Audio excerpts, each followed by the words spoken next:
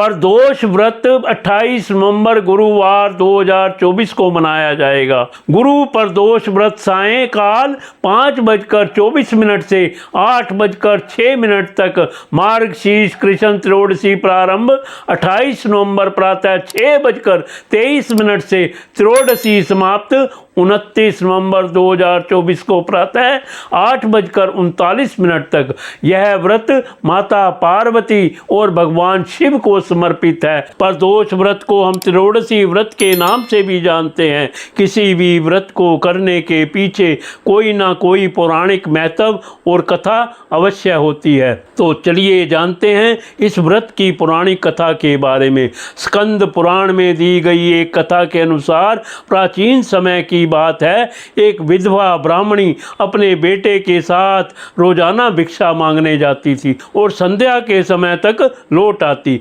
हमेशा की तरह एक दिन जब वह भिक्षा लेकर वापस लौट रही थी तो उसने नदी किनारे एक बहुत ही सुंदर बालक को देखा, लेकिन ब्राह्मणी नहीं जानती थी कि वह बालक कौन है और किसका है। दरअसल उस बालक का नाम धर्मगुप्त था और वह विदर्भ देश का राजकुमार था। उस बालक के पिता का, जो कि विदर्भ देश के राजा थे, दुश्मनों ने उन्हें युद्ध में मौत के घाट उतार दिया और राज्य को अपने अधीन कर लिया। पिता के शोक में धर्मगुप्त की माता भी चल बसी और शत्रुओं ने धर्मगुप्त को राज्य से बाहर कर दिया। बालक की हालत देख ब्राह्मणी ने उसे अपना लिया और अपने पुत्र के समान ही उसका भी पालन पोषण किया। कुछ दिनों बाद ब्राह्मणी अपने दोनों बालकों को लेकर देव योग से देव मंदिर गई, जहां उसकी भेंट ऋषि शांडिल्य से हुई। ऋषि शांडिल्य एक विख्यात ऋषि थे जिनकी बुद्धि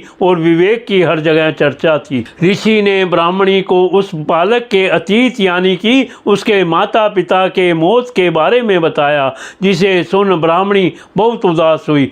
ऋषि ने ब्राह्मणी और उसके दोनों बेटों को प्रदोष व्रत करने की सलाह दी और उससे जुड़े पूरे विधि विधान के बारे में सुनाया। ऋषि के बताए गए नियमों के अनुसार ब्राह्मणी और बालकों ने व्रत संपन्न किया, लेकिन उन्हें यह नहीं पता था कि इस व्रत का फल क्या मिल सकता है। कुछ दिनों बाद दोनों बालक वन विहार कर रहे थे, तभी उन्हें वहां कुछ गंधर्व कन्याएं नजर आई जो कि बेहद सुंदर थी।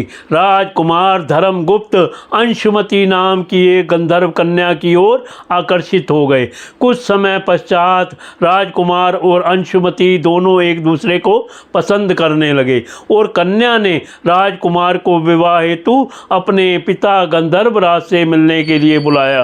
कन्या के पिता को जब यह पता चला कि वह बालक विदर्भ देश का राजकुमार है, तो उसने भगवान शिव की आज्ञा से दोनों का विवाह करवाया। राजकुमार धर्मगुप्त की जिंदगी वापस बदलने लगी। उसने बहुत संघर्ष किया और दोबारा अपनी गंधर्व सेना को तैयार किया। राजकुमार ने विदर्भ देश पर वापस आधिपत्य प्राप्त कर लिया। कुछ समय बाद उसे यह मालूम हुआ कि बीते समय में जो कुछ भी उसे हासिल हुआ है वह ब्राह्मणी और राजकुमार धर्मगुप्त के द्वारा किए गए प्रदोष व्रत का फल था।